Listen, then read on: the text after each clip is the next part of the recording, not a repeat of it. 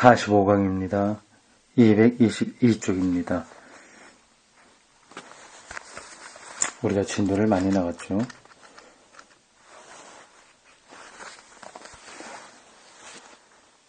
작은 소제목 그리스도교 신학의 통일성입니다. 2번이죠. 1번에서는 다원주의를 했어요. 플루라리스무스라고 하는 겁니다. 그거하고는 좀 다른 각도죠. 앞에서는 다원이라고 하면 지금 통일성이에요. 어떻게 이야기하나 따라봅시다. 222쪽 새롭게 시작하는 패러그래프입니다. 신학들이 공통되는 토대 위에서 자신의 다양한 관점들을 전개하지 않으면 이거죠. 공통되는 토대에서 똑같은 얘기를 하는 게 아니라 다양한 관점들을, 이게 다원주의예요. 페타 아이혀가 말하는 다원주의입니다. 다양한 관점들을 전개하지 않으면 이 신학들의 서로 다른 방법적 파악에 대한 모든 논의는 일치될 수 없는 내용에 대한 단순한 개괄에 그치고 이문적인 논의에 머물게 된다. 여러 가지 관점들이 있는데요. 그냥 막 흩어져서 얘기하면 굉장히 곤란하다 그죠? 이걸 공통되는 토대가 있어야 된다는 거죠. 이 공통의 토대는 주변 세계에 대한 성서, 교회, 그리고 사회의 외적 관계 속에만 있지 않고 내적 원리, 즉 계시 사상에 속해 있다. 계시 사상이라고 표현했어요. 이게 어떤 뜻일까요? 2번 뭘까요? 자, 지나가겠습니다. 그 각주 찾으려니까 복잡해요. 공통의 토대라고 하는 게 교회나 신학, 성서의 바깥에 있는 세계만이 아니라 그 안에 있는 거다. 그죠? 그걸 이제 계시라고 말합니다. 상이한 유래와 언어 형태와 관심을 가진 신학들에 대해서 계시의 범주는, 계시라고 하는 말은 드러낸다는 뜻입니다. 그리스도교적 모든 것의 궁극적 전제, 근거, 중심, 그리고 표준을 나타낸다.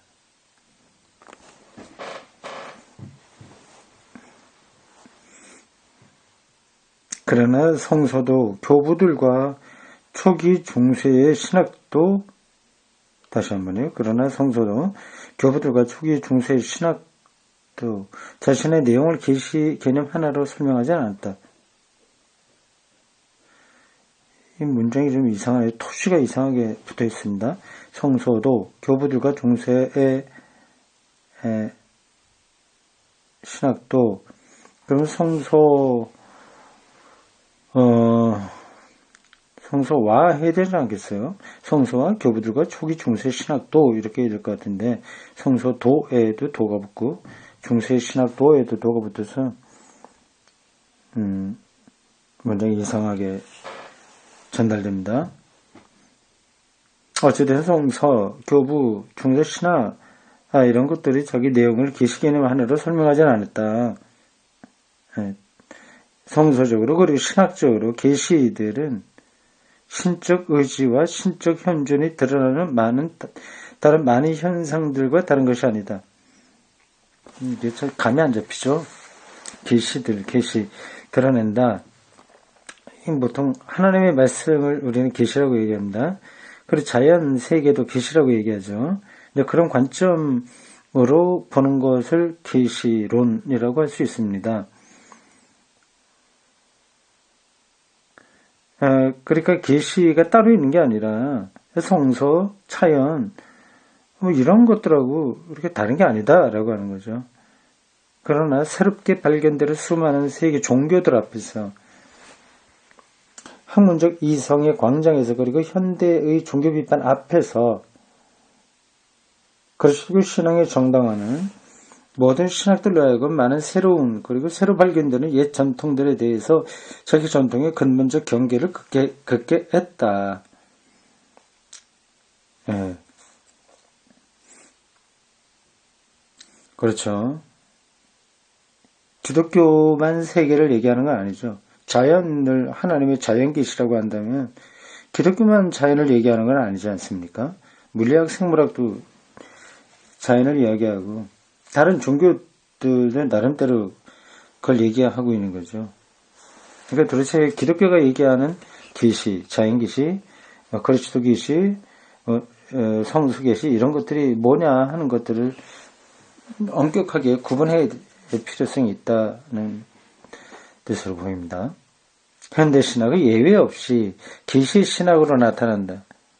근데 계시하면 그냥 우리가 보통 계시받았다 어젯밤에 이렇게 하는 말에서 나타났듯이 우리들은 가만히 있고 그냥 위에서 하나님 모든 걸 막 우리에게 밝혀준다 이렇게 생각하기 쉽습니다. 근데 그건 아니에요.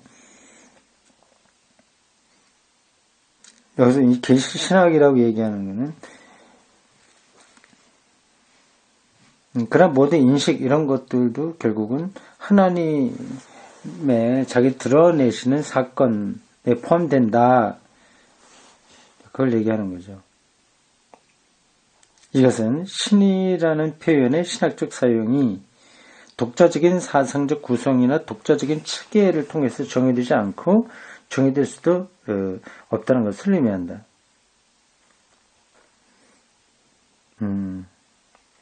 독자적인 것은 안 된다? 뭘까요? 잘 확 들어오지 않습니다. 나가보겠습니다. 그것은 오히려 신학이 하나님을 말하는 데서 역사 안에서 자신을 그를 인정하는 모든 사람들을 위해서 하나님으로 밝혔고 또한 계속 밝히는 분에게 전적으로 의지한다는 것을 의미한다. 다시 말해서 현대의 모든 그리스도교적 신학에서는 하나님이라는 표현의 의미가 학문적으로 충분히 규정될 수 없고 인간들에게 역사적으로 자유롭게 다가오나 하나님의 행위를 자유롭게 인정하는 가운데서만 하나님이 밝혀질 수 있다는 것을 의미한다. 이런 뜻이겠죠. 전통적으로 하나님이 어땠다 이야기하는 그런 방식으로는 충분하지 않고 실제로 이 역사에서 어떤 새로운 일들이 일어나는가 하는 것을 설명할 수 있을 때에만 이 계시 신학이 가능하다는 것 같습니다. 그리스도교적으로 하나님은 따옴표를 쳤죠. 이렇게 이 하나님이라고 하는 말이 일반 사전에서 사용되는 거하고 기독교가 얘기하는 게 다르다는 뜻입니다. 기독교에서 말하는 하나님은 자유를 규정하는 분으로서만 생각될 수 있기 때문에 하나님은 하나님 자신이 자유롭게 인간의 역사에 개입하는 곳에서 그리고 자신의 은혜로운 행위에 근거해서 자유롭게 인정되는 곳에서만 말씀하신다.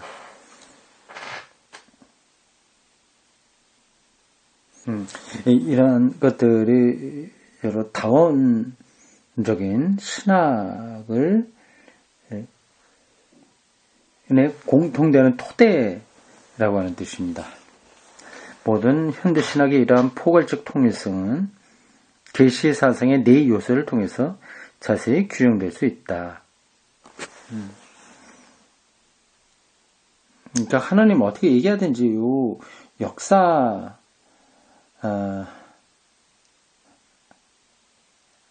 하나님이 자유로서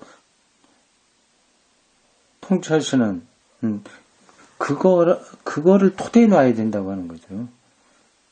그런 걸로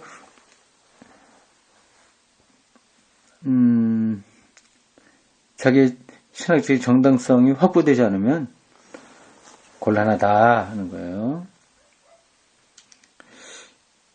이러한 포괄적인 통일성은 계시 사상의 네 요소를 통해서 자세히 규정될 수 있다고 합니다. 네 가지 요소가 뭔가 따라가 보겠습니다. 계시 사상의 네 요소. 1차적으로 계시는 단순히 신앙의 내용을 의미한다. 그리스도교적 전통의 내용을 이루는 모든 것은 내 복잡한 성서적 증언들에서 다양한 교회적 가르침에 이르기까지 계시를 가르친다는 표제로 나타낼 수 있다. 계시다. 예수 그리스도 오심도 계시고요. 그거를 통해서 일어났던 모든 사건들을 계시라고 얘기하죠. 물론 신학자들은 계시의 원천, 성서, 그리고 전통을 구분하거나 또는 성서 형태의 계시와 선포 형태의 계시를 구분하고 성서 계시, 기록된 계시, 설교를 이제 선포된 계시 이렇게 얘기하는데 그걸 구분하고 또는 계시에 대한 주소, 계시의 증거 자체 그리고 하나님의 자기 계시를 구분하기도 한다.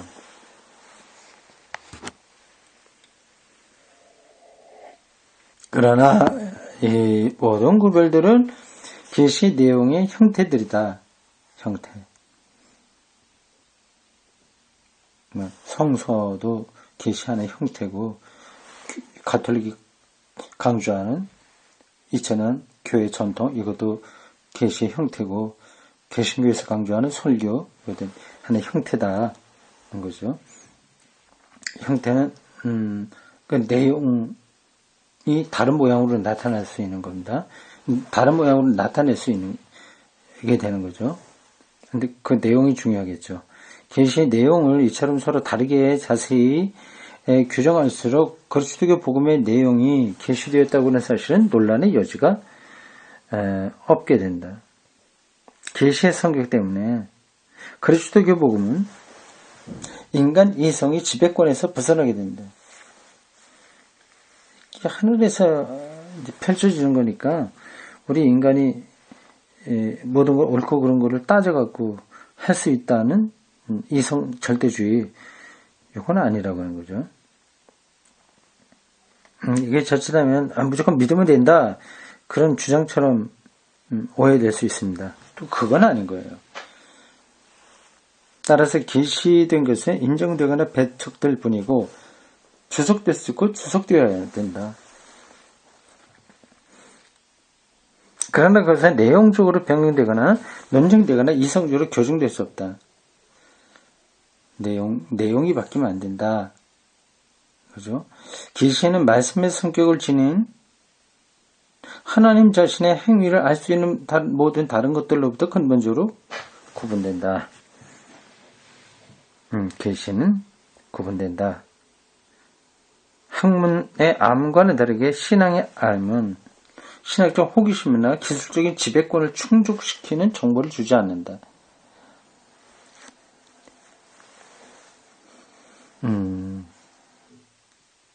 그것은 하나님이 자신을 우리에게 알리고 우리를 하나님 및 다른 사람들과 화해시키고 평화를 이룩하고 다함 없는 구원을 베푸는 고백이다. 계시가 그렇다는 거죠. 여기 좀 까다로워요. 이게 이 사람이 생각하고 있는 계시 개념이 여기에 이제 나타나고 있는 거예요. 그런 것이 어때 삼각형이다, 사각형 이렇게 된 일로 표시될 수 있는 게 아니에요. 그래서 이런 책들을 읽기가 조금 까다로운 겁니다. 근데 하여튼 쭉 읽어가면서 피타이어가 말하고 있는 계시 개념이 뭔가 그런 것들을 우리 머릿속에 그려내야 됩니다. 그리스도교적 신앙의 내용으로서 계시는 구원론적 성격을 지닌다. 그렇죠. 계시는 구원을 목적으로 하는 거죠. 하나님이 자기를 나타낸다고 하는 것은 뭐 그냥 할 일 없어서 호기심으로 하는 건 아니죠. 인간 구원입니다. 그러나 계시에 대한 이런 진술은 복음의 보편 타당성과 모든 역사를 포괄하는 성격을 나타낸다. 이 복음은 한 민족, 한 인종, 한 계급 또는 한 시대를 향한 것이 아니라 국제적으로 인류 전체를 향한다. 그러나 바로 이러한 신학의 근본 규정이 그리스도교적 가르침의 내용을 하나님과 인간에 대한 교리 체계로 만드는 것을 방지한다. 교리 체계로 만드는 것을 방지한다. 왜냐하면 계시된 것은 신앙의 신비 속에 숨겨져 있기 때문이다. 교리 체계로도 그걸 다 밝힐 수는 없는 거죠. 신비에 숨겨져 있기 때문입니다. 그것은 아직 완전히 알려지지 않고 십자가에까지 이르는 하나님의 자기 희생의 어둠에 쌓여 있다.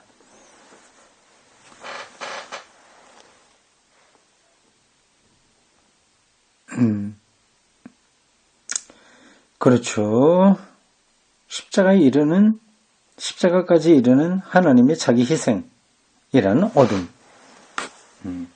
여기 쌓여 있다고 하네요. 표현이 문학적이죠. 십자가에 하나님이 자기 아들을 죽게 했다고 하는 게 이게 비밀이죠. 왜 그렇게 해야 되냐는 비밀입니다. 그리고 그것은 우리들이 알 수 없기에 어둠이라고 표현하는 거죠. 그래서 그러한 교리 체계 안에서 하나님의 계시를 우리가 다 규정할 수 없는 겁니다.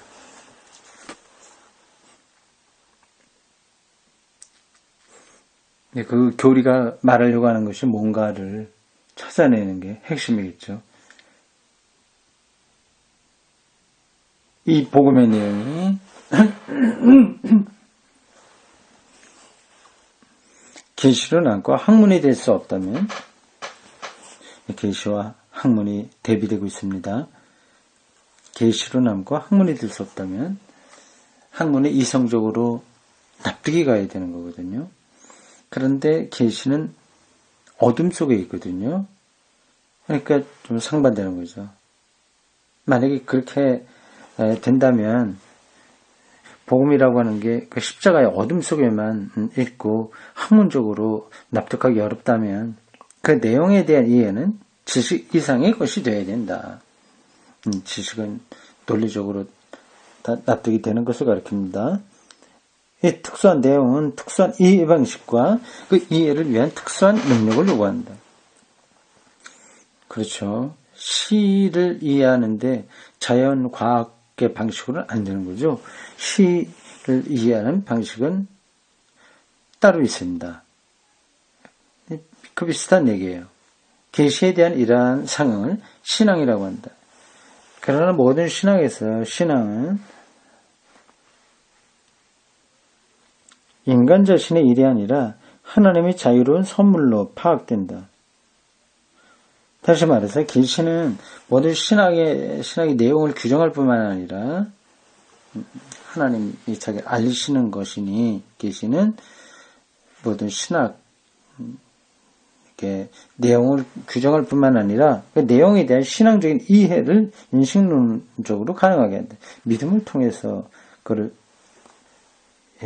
인식할 수 있게 한다고 하는 거죠. 이것도 다시 무조건 믿기만 하면 돼. 이런 쪽으로 생각하시면 곤란합니다. 그러나 계시라는 표현은 선언신학적 개념, 즉 자신이 내용적으로 나타나는 것을 파악하기 위한 전제를 나타내는 개념으로 파악된다. 이거 말이 참 표현이 어렵네요.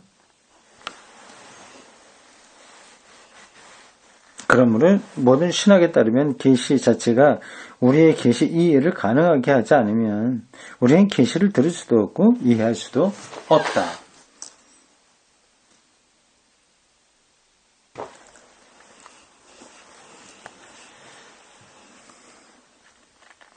자, 그 다음 224쪽 맨 아래 패러그래프입니다. 그러나 모든 신학에서 계시 사상은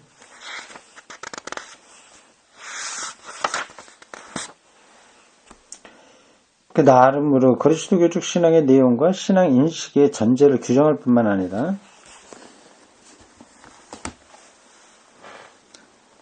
성서 전통과 교회 공동체와 사회적 상황에 대한 신앙의 상관성을 규정한다.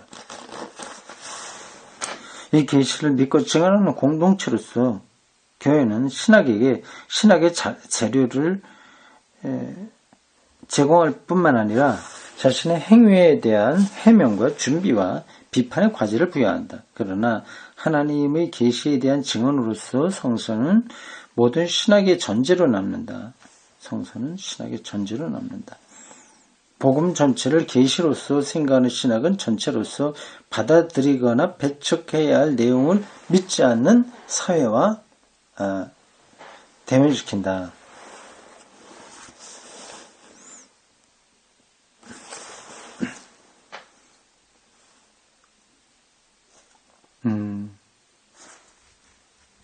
그럼 뭐 일반적인 걸 얘기한 겁니다. 사람들은 계시를 이런저런 점에서는 좋고 유익하지만 다른 점에서는 불합리하고 해로운 것으로 생각할 수 없다. 계시를 대할 때 우리는 여러 가지 이념을 대하는 게 아니라 전적인 결단, 자유에 의해 전적인 헌신을 촉구하는 주장을 대하게 된다. 그렇기 때문에 현대신학에서는 무엇을 계시라고 하는가 하는 물음이 결정적으로 중요해진다.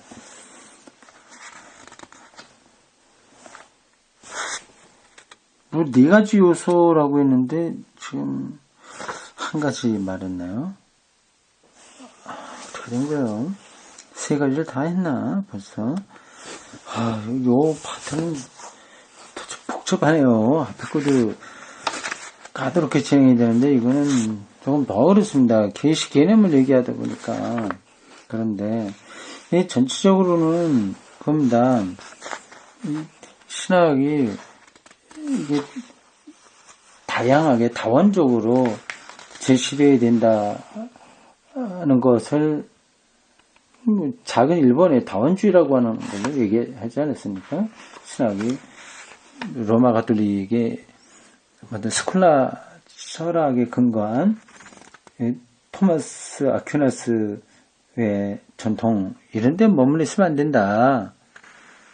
이게 다원적이어야 된다고 하는 걸 말했어요. 네, 요 두 번째에서는 다원적인 것으로만 흩어지게 되면 또 이것도 뭐 제 각각으로 나오기 때문에 문제가 되고요. 통일된 토대가 있어야 된다고 하는 겁니다. 근데 그게 이제 계시라고 하는 거죠. 근데 계시를 뭐를 생각하느냐에 따라서 좀 생각이 다르다 하는 것을 지금 쭉 설명하고 있습니다. 그러므로 우리는 신학의 확실성의 근거도 계시에 대한 신학적 진술의 진리 내용에 있지 않고 그 진술 속에서 언급되는 계시 자체 안에 있다. 다시 한번요. 여러분들 모든 신학의 확실성의 근거도 계시는 신학적 진술의 내용에 있지 않고 계시 역사로서의 계시냐, 성서의 계시냐, 뭐 교회로서의 계시냐, 뭐 등등 그런 게 옳으냐 그러냐 하는 게 있는 게 아니고 그 진술 속에서 언급되는 계시 자체 안에 있다. 계시 자체, 계시 사건. 그건 하나님이겠죠. 다른 학문과 마찬가지로 신학도 신뢰하거나 믿을 수 없다. 신학도 가지각색이니까 믿을 수 없는 것도 있죠. 신학은 검증되고 검토되고 개선될 수 있다. 그러나 신학이 계시로서 언급하는 것에 대해서는 신뢰하고 믿거나 철저히 의심하고 배척할 수 있을 뿐이다. 일반 신학은 그렇지만 신학이 계시로서 언급되는 것은 신뢰하고 믿거나 한편으로는 다른 한편으로는 완전히 배척하는 것이 어중간한 거로는 안 된다. 겁니다. 그러므로 신앙의 진리는 신학을 통해서나 그리스도교적 행위의 사회의 정치적 효력을 통해서 입증될 수 없다.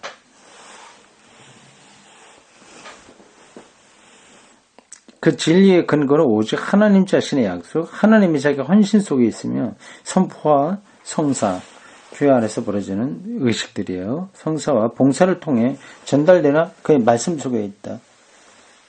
계시는 신학이 다루는 복음의 확고부동한 확실성의 토대다, 근거다. 그렇죠. 바로 앞에서 얘기한 거예요.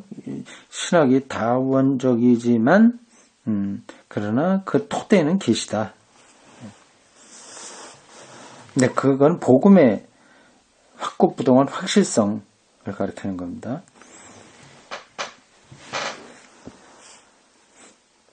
어떤 사람이 내게 나는 당신을 사랑합니다 라고 말하지 않는 한 그가 나를 위해 많은 일을 한다고 하더라도 그가 나를 사랑한다고 생각할 수 없는 것과 같이 하나님이 사적인 사랑의 약속과는 다른 방식으로 그의 말씀의 모든 인간적 매체들을 통해서 우리에게 스스로 말씀하시지 않는 한 어떤 지각도 하나님 말씀을 듣는데 도움이 되지 않는다.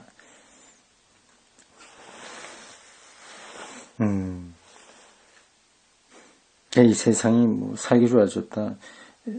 굉장히 위험한 가운데서도 이렇게 위험을 다 넘어섰다. 등등. 이런 일들이 많이 있다고 하더라도 하나님이 나를 사랑한다고 하는 것을 개인적으로 경험하지 않는 한 안 된다. 그러한 뜻인데 이게 왜 이렇게 합니까? 이렇게 말합니까? 이렇게 계시의 중요성을 강조하는 것으로 보여요. 하나님이 이스라엘의 옛 복음과 예수 그리스도의 새 복음 안에서 우리에게 영원한 약속을 주셨다는 주장이 모든 신학을 지탱해 준다. 복음이요. 옛 복음과 새 복음, 새로운 약속요. 그게 이제 내가 너를 사랑한다고 하는 말인 거죠. 이 전제가 신학들을 통해서 포괄적인 맥락에서 농구된다면 복음이요. 옛 복음과 새 복음이요. 그 안에서 영혼의 약속이 주어진 거요. 이 전제는 바로 여기서 하나님 자신에 대해서 말하고 있다는, 더 정확하게 말하면 하나님의 말씀하심에 대해서 말하고 있다는 신학적 확신의 유일한 근거로 남는다. 이게 공통의 토대다. 그리스도 신학의 통일성이 거기에 있다. 그 얘기죠.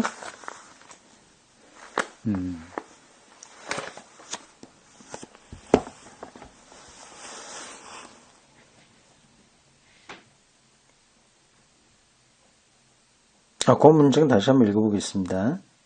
그 바로 전 문장서부터요. 그게 결론 부분에 해당합니다. 하나님이 이스라엘의 옛 복음과 옛 복음이요. 구약을 통해서 준 복음이요. 구약은 모두 율법이라고 하지 복음이라고 부르지 않긴 합니다만 그 안에도 복음의 성격은 많이 있습니다. 선지자들의 글들을 읽어보십시오. 성전을 강조하고 있는 사람들과 다르게 그것을 상대화하기도 합니다. 예수님도 아마 그러한 선지자들의 말을 통해서 성전에 대한 이해를 바르게 하셨을 것이고 그러한 이해를 한 가운데 성전에 들어가셨을 때에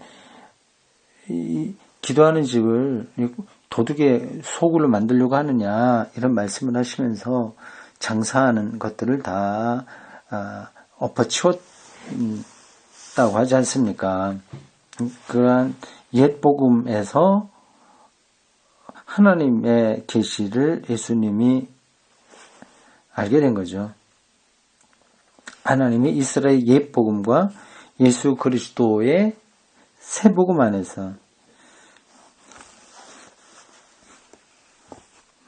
그러한 구약에 있는 그 옛 복음이 예수라고 하는 인격 안에서 새로운 복음이 되었습니다. 거기서 우리에게 영원의 약속을 주셨다는 주장이 모든 신학을 지탱해 준다. 여러 가지 많은 방식으로 신학이 여성 신학, 해방 신학, 역사 신학, 말씀의 신학, 실존주 신학, 두루두루 그러한 거 할 수 있으나 핵심은 여기에 있다고 하는 거죠.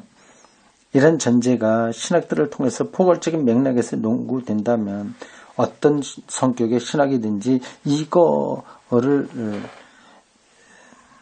붙들고 있다면 이 전제는 바로 여기 하나님 자신에 대해서 말하고 있다는, 이 전제는 여기서 바로 하나님 자신에 대해서 말하고 있다는, 그렇죠. 그 복음을 통해서 우리에게 약속을 주셨다고 하는 것은 주신 분은 하나님이니까요.